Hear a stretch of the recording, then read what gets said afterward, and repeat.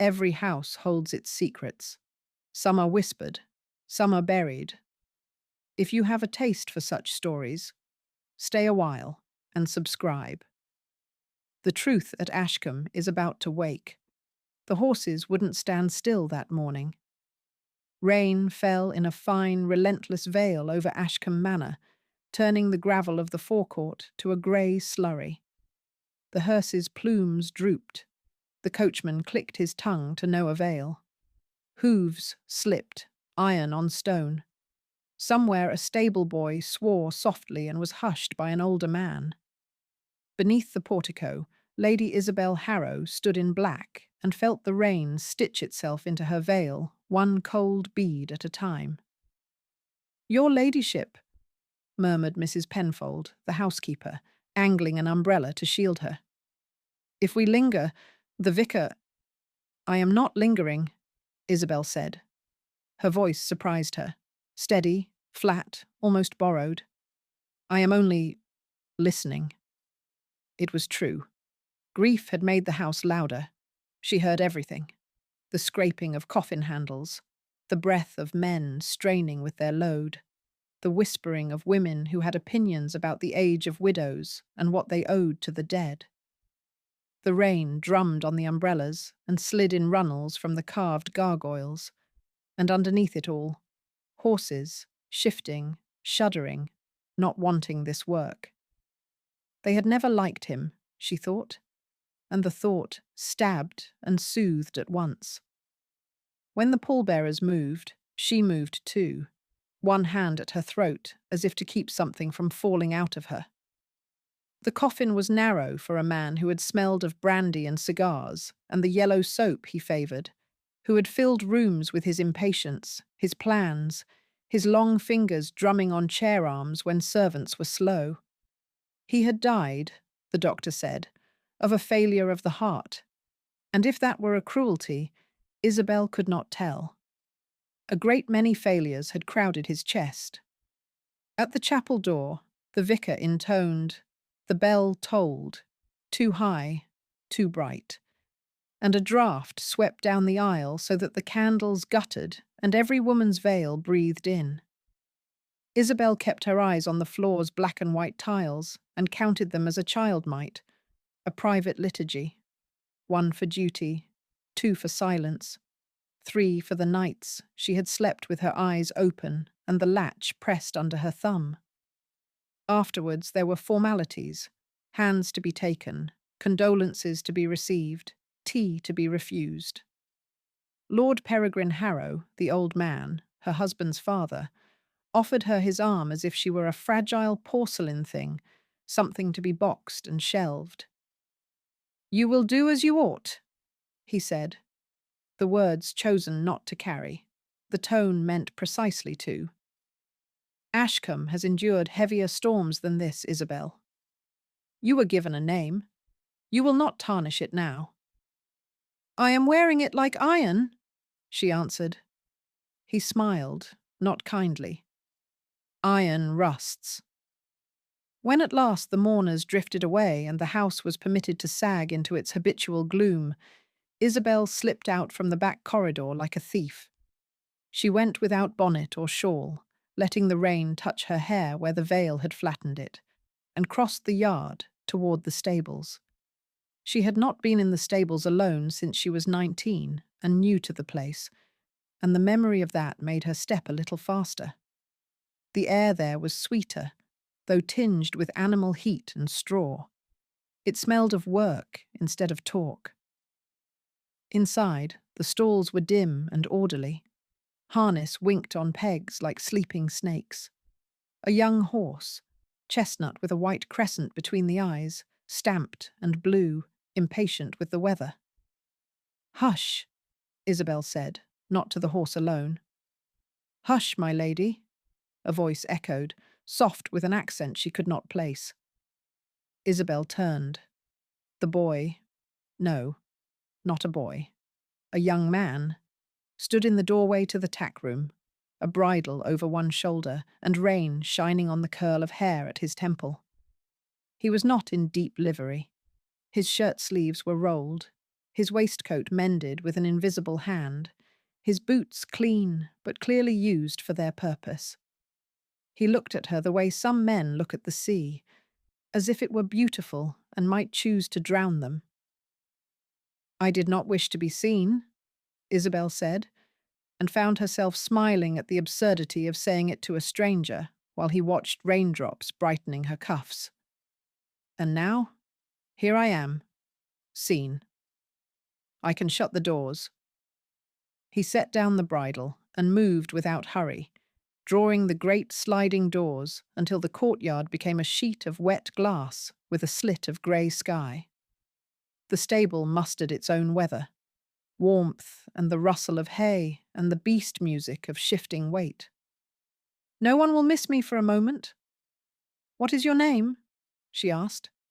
"Samuel, my lady." He said it as if he were reminding himself.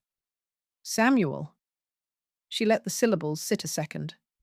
"How long?" "3 months," he said, then flushed at the interruption. "Forgive me." I thought that was the question. "I have been here 3 months, come down from the north. Mr. Keene took me on when old Harry took sick." "Old Harry never took sick. He simply decided one day that he had done enough," Isabelle said, disarmed by the wash of talk and the apology blooming behind it. "I am sorry. People will tell you stories about this place for your own good. Half of them will be lies. The other half will be told too late." Samuel met her smile, barely. He had one of those faces that remembered the boy in it even after the jaw had learned how to set. He moved to the chestnut and laid a flat hand on its neck. The horse's ears eased back toward him. "He don't like bells," Samuel said. "There were bells this morning." "Yes." Isabelle stroked the horse's withers. Her glove came away damp and sweet. "I have never liked them either." They tended to the chestnut together, a small work of peace, the currycombs circle, the soft brushes whisper. Samuel's hands were deft, unassuming. He took instruction without flinching at being corrected, and gave it without presumption when she reached the wrong way for a strap. When she faltered at a buckle her husband had always pulled too tight, he said nothing, only steadied the leather so she might loosen it. The silence between them was not empty. It was a kind of conversation the house had not permitted in years. "Will you ride again, my lady?" he asked at last, not looking at her but at the horse, as if the horse had the answer. "I used to," she said. "Before—" the word knotted.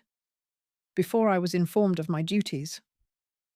"Sometimes the duties need informing back," he said, and the corner of his mouth threatened something that was not quite a smile.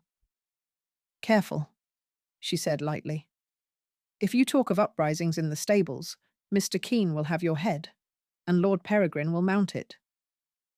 He bowed his head, as if in prayer, but Isabelle saw the way his eyes warmed in the half-light.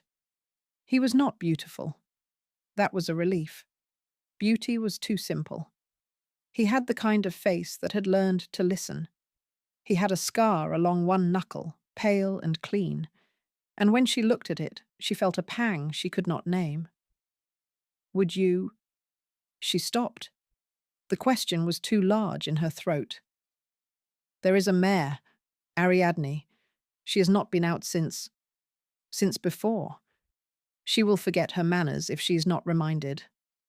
I thought perhaps tomorrow, if the weather—" "I'll have her ready," he said, quick, glad to be certain of something. "Weather or no?" Isabelle nodded, making an appointment with herself. The rain had softened, as if the sky were finally tired. "Then I will go in before Mrs. Penfold comes hunting me with a shawl and a sermon." Samuel stepped ahead to pull back the door. Grey light spread like a held breath turned loose. "My lady," he said, hand out, not quite offering it, not quite refusing. She should not have taken it. It was nothing, the brush of skin and leather. but the small warmth of his palm met the cold ache of her fingers, and she felt, absurdly, like a creature waking in spring under snow. In the courtyard, Lord Peregrine stood with his hat low against the rain, his walking stick planted as if it were a flag. He did not raise his voice. He did not need to. "A stable is not a sanctuary," he said. "Grief can be contained without recourse to horses." "Horses are innocent," Isabel replied. "Innocence is a luxury." His eyes flicked past her shoulder, weighing, recording. "And a dangerous one when indulged by those with responsibilities." She inclined her head. If she had learned anything, it was when to bow enough to be called obedient, and not so much as to forget herself. She walked past him, feeling his gaze like a thumb pressed to a bruise. Inside the back hall, she shed her wet gloves and thought of nothing for 3 full breaths. Then she thought of Samuel's hand and was ashamed of thinking of it. All afternoon, the house filled with the sound of doors closing softly, as if the servants were practicing for a life in which they were ghosts. Peregrine received the solicitor. Mrs. Penfold counted mourning bands. Mr. Keene delivered accounts in a whisper that could flay. Isabel sat at her writing desk and wrote a letter she did not send, to a girl she had once been, saying, "Forgive me for forgetting you." By evening, the rain grew coarse again. From her bedroom window, she could see the lantern swing above the stable doors, like a star trapped in iron. A figure crossed beneath it, a brief, dark interruption, then another. Horses stamped. Somewhere a harness jangled. On a sudden, restless impulse, she unlatched the window. Wet air entered, smelling of grass and leather and far fields. A horse burst from the stable mouth, a dark, narrow thing arrowing into the rain. The rider leaned close to its neck, neat and sure, and the animal took the yard in 4 strides, hooves striking sparks from the cobbles like tiny, furious comets. Isabel knew the seat before she knew the man. Samuel rode with a stillness that was not stiffness, the reins carried like something living. As he turned at the far wall to take the lane, the lantern's swing threw a quick gold upon him. It caught at his breast, then shivered away. Not gold, she saw. A small ornament, oval, on a leather thong tucked beneath his shirt. It flashed and was gone, but not before memory seized her. A locket given to her husband on the birth of his first son, long dead in infancy, engraved with the Harrow crest and a single word inside, "Endure." She had not seen that locket in years.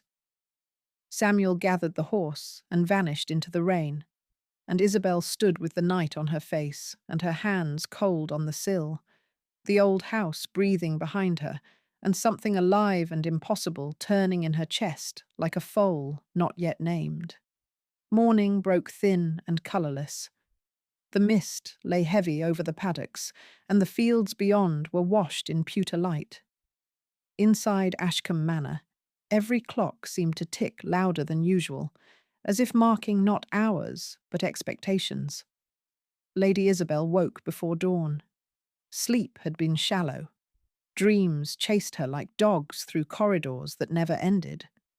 The house, newly draped in mourning, smelled of beeswax, starch, and grief. Servants moved like shadows through their routines. At 7, she slipped out of the breakfast room and crossed the courtyard. Samuel was already there, brushing down Ariadne, the bay mare. His sleeves were rolled again, always rolled, and his hair was damp with morning fog. He looked up when she entered, eyes cautious but bright. "You came, my lady." "I said I would." A pause. Rain still clung to the rafters, falling in slow drops that pattered on the hay. She noticed his hand pause mid-stroke on the horse's flank, a tiny hesitation, before he reached for the saddle. "She's restless," he said. Too much standing. Too little road. I know the feeling. Samuel smiled, a quick, nervous thing that made him look younger. He steadied the stirrup as Isabel placed her boot, her skirts gathered high enough to show the black of her riding trousers underneath. The moment stretched. He looked away first. "Walk her to the lower field, my lady?" The ground's firmer there. She rode in silence for a time, the reins taut and the air damp and clean. When Samuel followed on another horse, she felt the weight of his presence behind her, the sound of his mount steady as a second heartbeat. The fog thinned near the hedgerows, revealing the river valley below, wide, grey, endless. "It's different from the north," he said, drawing level. "Up there, the hills keep secrets. Do you miss it?" "Not much left to miss." "Family?" He shook his head. "A mother who died before I could remember her. A father who wasn't worth remembering." He laughed softly. "Work's all I ever wanted. A horse doesn't lie to you." "And people do?" "People have reasons." They rode side by side, their voices quieter than the wind. The air carried the scent of damp earth and wood smoke from the village below. When they reached the edge of the copse, Ariadne balked. A rabbit darted across her path. Isabel gasped as the horse reared, and Samuel was beside her in an instant. "Easy. Steady now." He caught the bridle, his hand brushing hers. The contact was fleeting, accidental, but it burned. Her glove pressed against his skin for half a heartbeat before she pulled away. "I'm fine," she said, though her breath trembled. "I know." They stood in silence, close enough to hear the others breathing. Then, as if the moment had never been, Samuel released the reins and stepped back. She just needed reminding who's master. "I imagine that lesson applies to more than horses." "Sometimes," he said, eyes flicking up to hers. "The master's the one who ought to listen." Something in the way he said it made her chest tighten. The fog had lifted. Sunlight broke through the trees in pale spears. The light caught in the strands of her veil, turning them silver. "Ride with me," she said. He hesitated. "My lady—" "It's an instruction, not an invitation." A lie. They both knew it. By midday they had ridden miles beyond the boundary walls, through fields where no one from the manor ever went. They found a ridge above the river and stopped. Below them, the water glimmered like molten pewter, and the air smelled of wet grass and freedom. Isabel dismounted first, boots sinking into the mossy ground. Samuel followed, looping the reins over a branch. "It's beautiful," she said. "It's quiet," he answered. He meant, "No one can see us here." She turned to him, her cheeks flushed from the ride, and for the first time since the funeral, she looked alive. "I thought grief was supposed to make one numb. Instead, it feels like every nerve is raw. That's living," he said, "even when it hurts." A gust of wind caught her veil and lifted it away. Instinctively, Samuel reached out and caught the trailing edge before it touched the mud. Their eyes met as he handed it back, and neither moved. His fingers brushed the line of her wrist, bare where the glove had slipped. Her pulse jumped.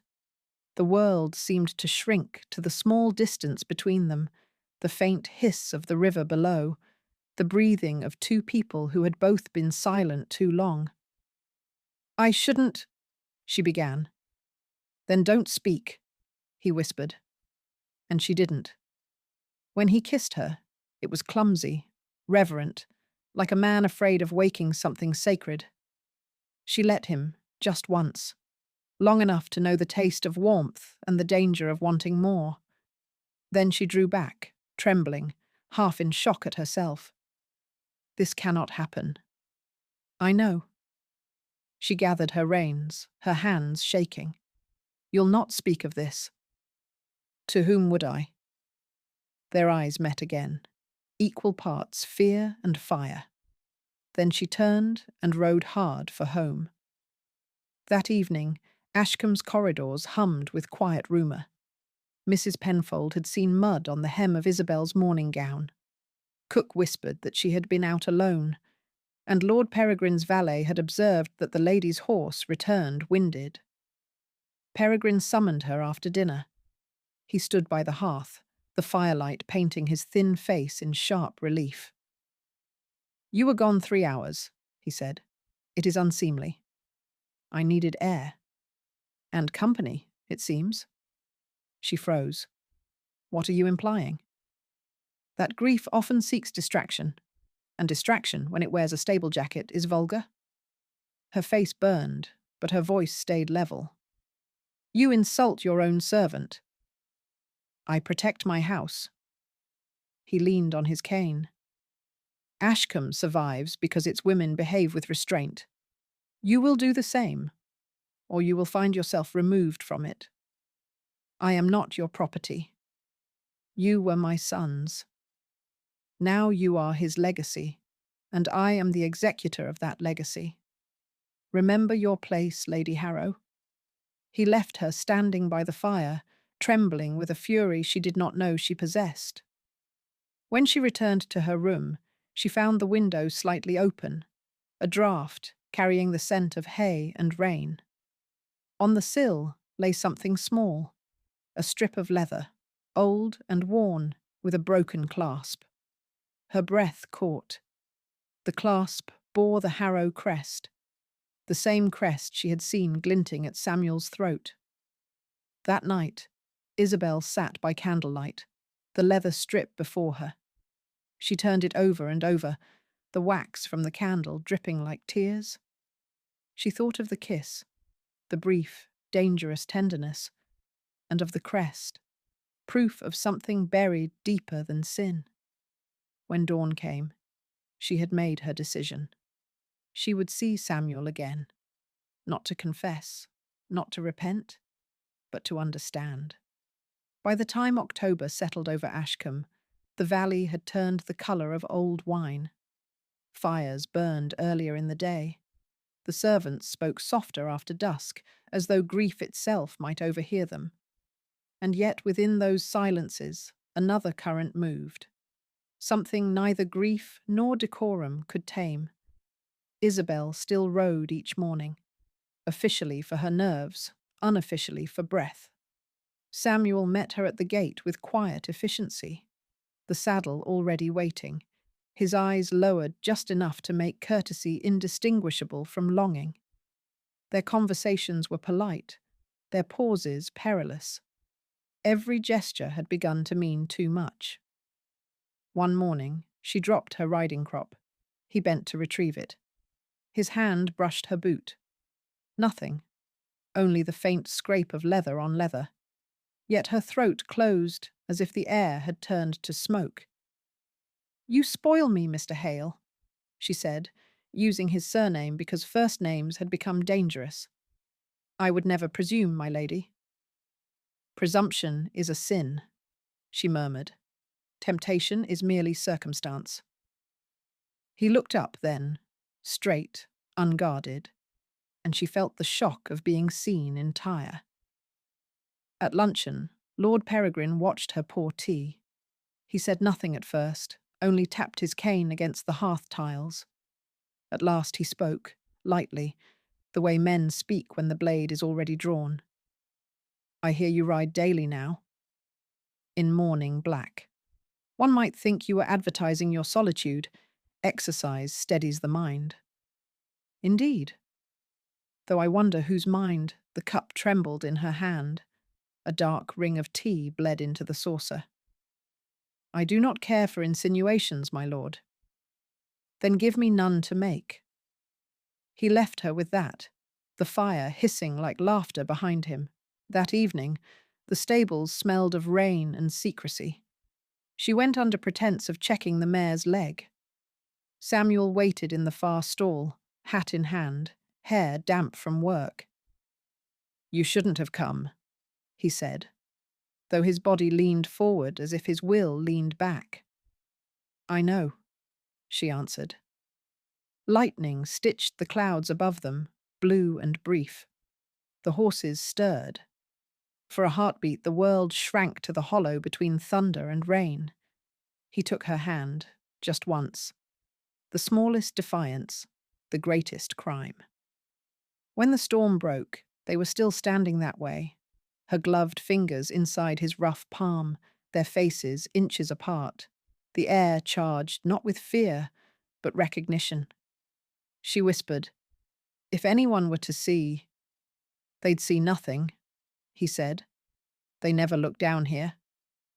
But someone had. Agnes, the laundry maid, had paused at the stable door to shelter from the storm. She saw the shadow of the two figures against the lantern's glow and heard the unmistakable softness of a woman's voice saying a man's name as if it were prayer. By dawn, the story had wings. Lord Peregrine summoned Isabel to his study. The air was thick with pipe smoke and triumph. "You have humiliated this house," he said without preamble. "The staff speak of impropriety." "Servants always speak," she replied. "Not of me," he snapped. "Of you. You, who bear the Harrow name, dallying with a groom as if you were some tavern girl." The insult struck harder than he intended. Her colour rose, but her voice did not waver. "You mistake compassion for corruption, my lord.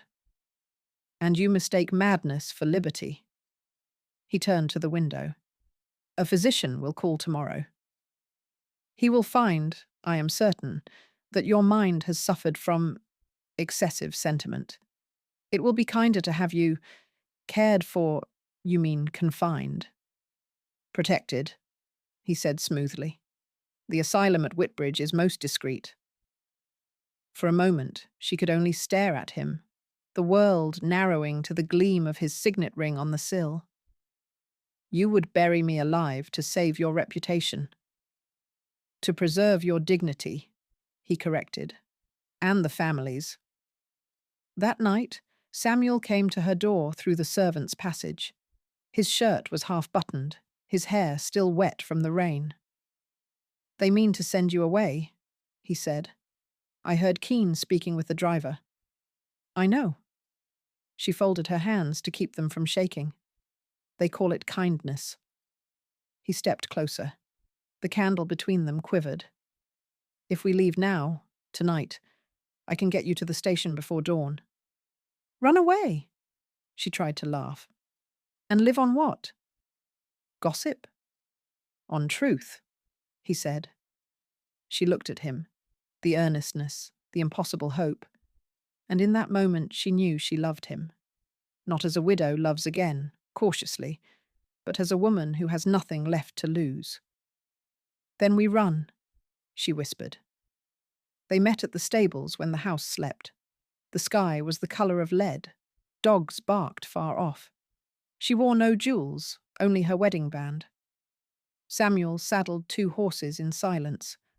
When she reached for the reins, his hand covered hers, a deliberate act this time, calm and certain. "Whatever happens, you are free," he said.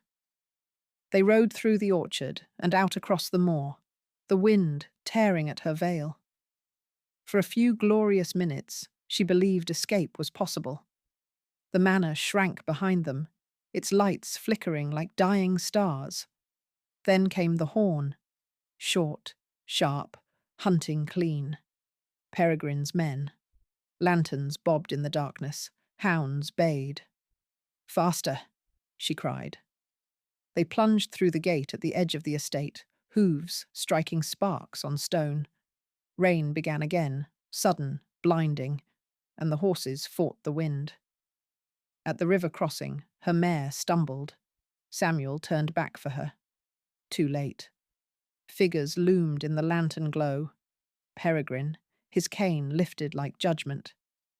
"End this farce," he shouted. "You think I don't recognize my own blood?" Samuel froze. What did you say? You heard me, boy.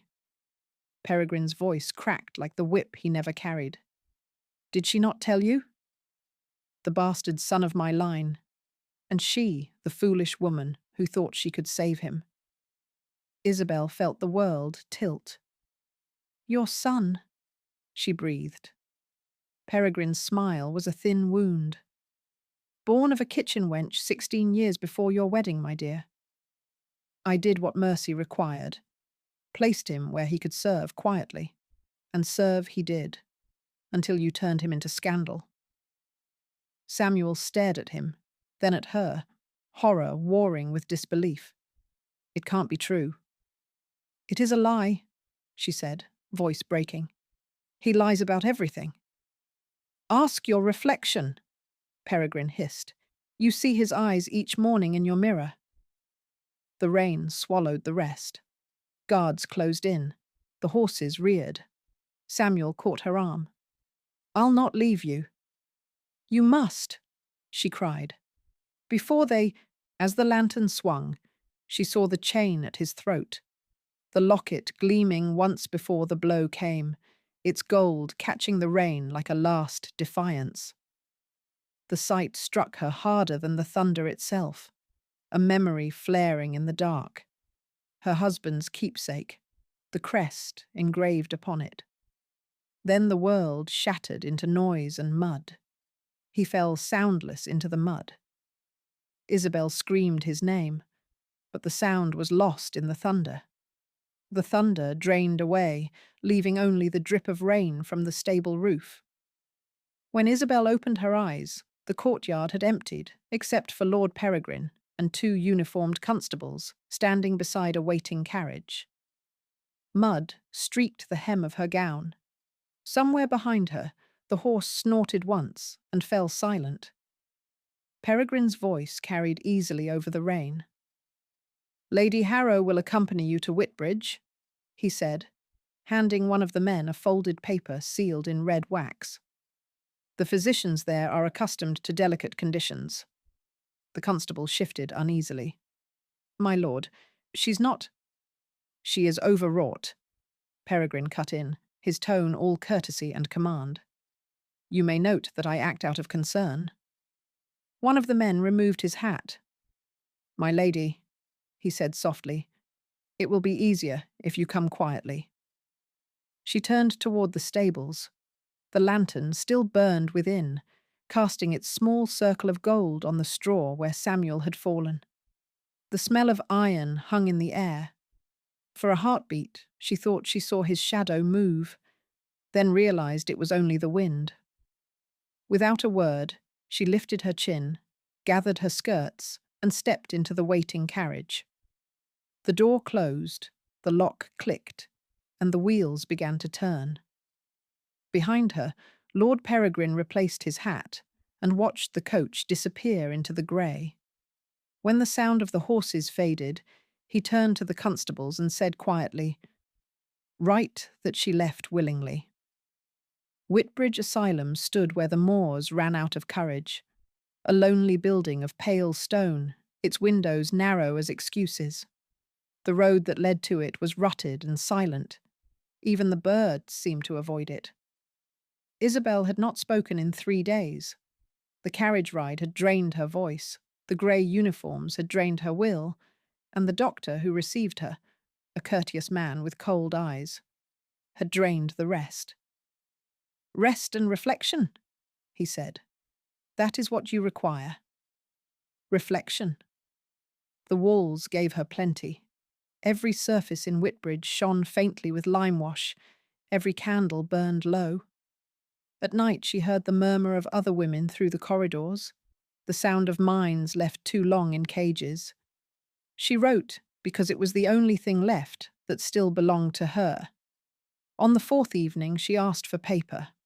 The matron hesitated until Isabelle said quietly, "The Harrow family will pay the cost." That opened every lock.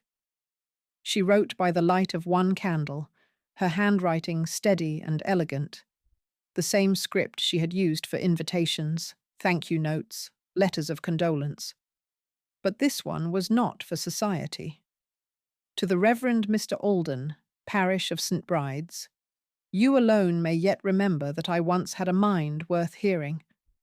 I ask you to preserve this letter should anything befall me within these walls. I am not insane. I am inconvenient. There is a difference. I am accused of sin, though my greatest error was kindness. If truth cannot be spoken in life, let it speak in death. When she sealed it, the wax dripped like blood down the fold. She pressed the crest ring, her husband's, into the soft red pool and handed it to the nurse with a calm that frightened them both. Outside, the world went on pretending she was gone. Lord Peregrine told the servants that Lady Isabel was travelling for her health. He gave Samuel's quarters to another groom and ordered his name struck from the records.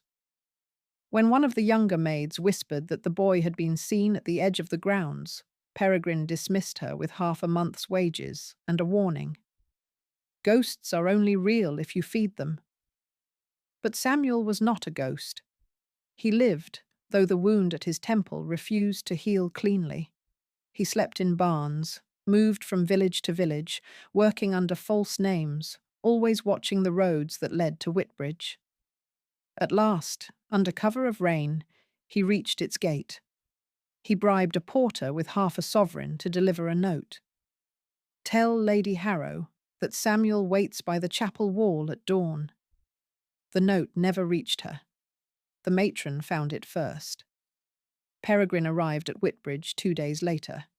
He spoke with the doctor for an hour behind a closed door. When he left, he carried an envelope and the faintest trace of satisfaction. That night, Isabel was allowed into the courtyard for air. The moon was a thin coin, the grass silvered with frost.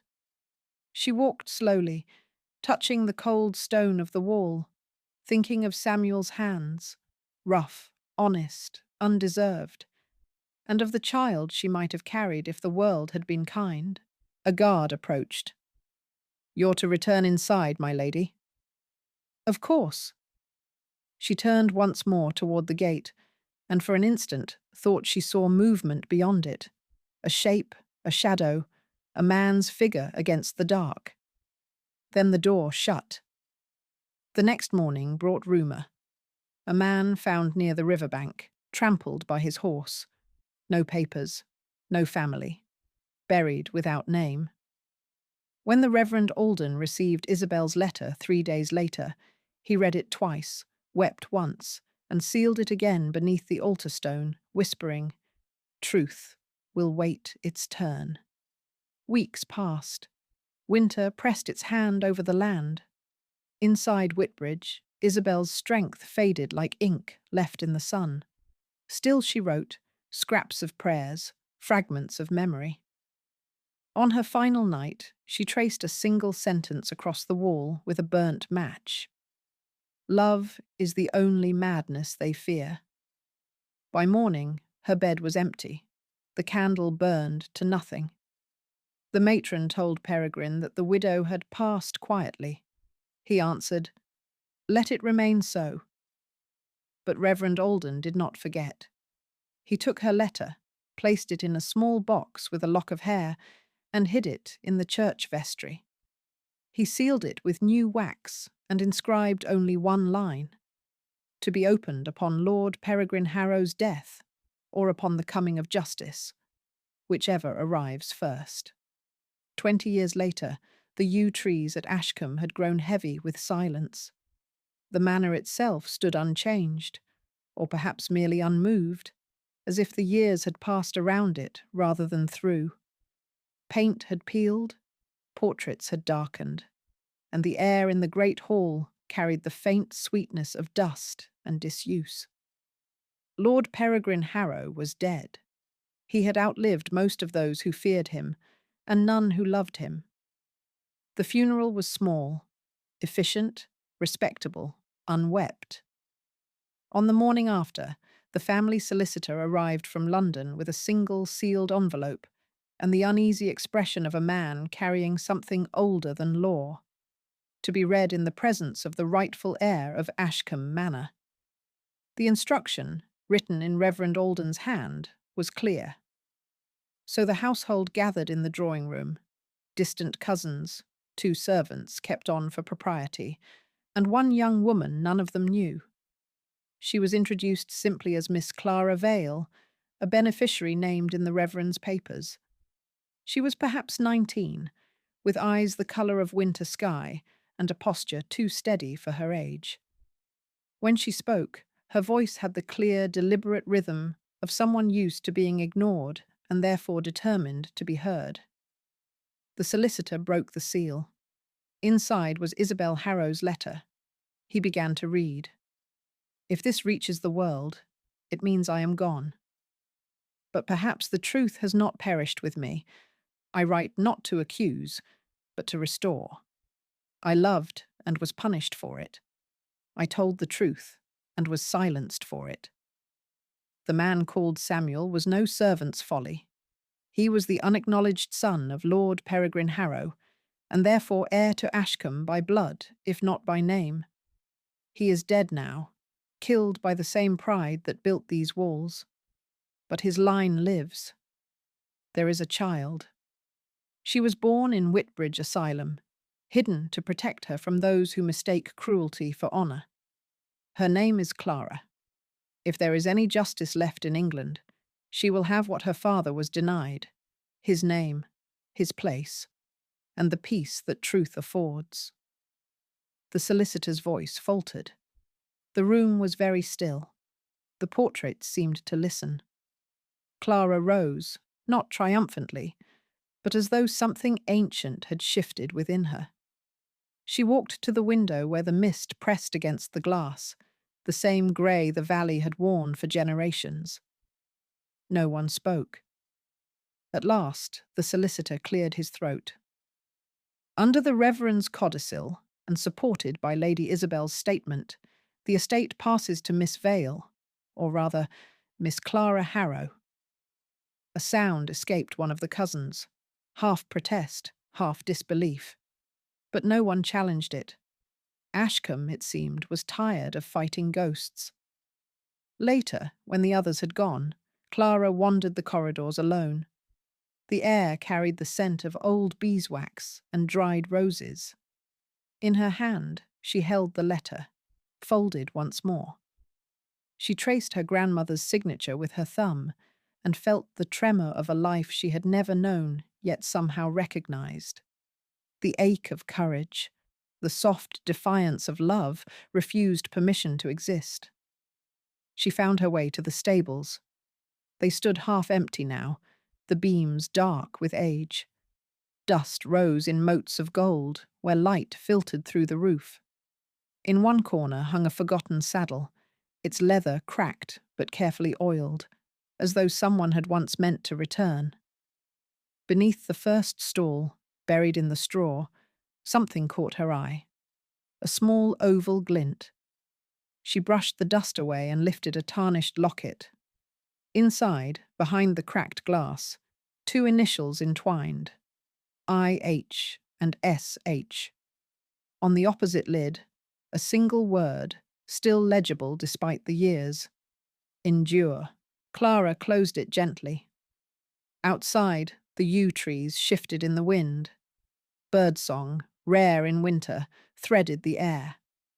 She stepped out into the courtyard and knelt beside the old stone trough, where the first shoots of a wild rose had forced their way through the frost. With deliberate hands, she dug the soil loose and pressed the locket beneath the roots. For them both, she said softly. The wind moved again, stirring the petals like a sigh. In the distance, the church bell tolled once, clear, unhurried, almost kind. And as the camera might have lingered, if there had been one, the voice of Isabelle Harrow could almost be heard, faint and resolute, echoing through the centuries of stone. Love, buried beneath hooves and shame, has found its way back to the light. And if you liked this story, don't forget to like and subscribe. More Edwardian tales are yet to come.